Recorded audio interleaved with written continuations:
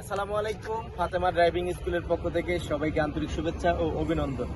আমরা আজকে একটা 18 মডেল হাইব্রিড গাড়ি নিয়ে আসলাম।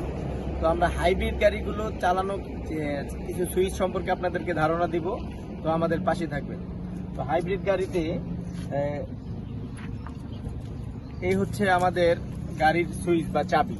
এই সেন্সর সিস্টেম, এই সুইচটা নিয়ে গাড়ির ভিতরে বসলেই আপনার গাড়িটা স্টার্ট হবে আর কি। এই যে এটা হলো আমার ডোর লক, এটা হলো আনলক, এটা হচ্ছে আনলক,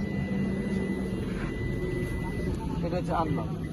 আমার ডোরটা আনলক হয়ে গেল। তো আমি এখন ডোরটা খুলে গাড়িতে বসবো। এই যে এইভাবে আমি টান দিব, আমার দরজাটা খুলে গেল। খুলে যাওয়ার পরে আমি গাড়ির ভিতরে আসলাম।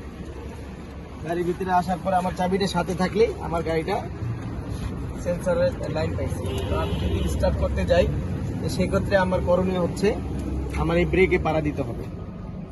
ব্রেকে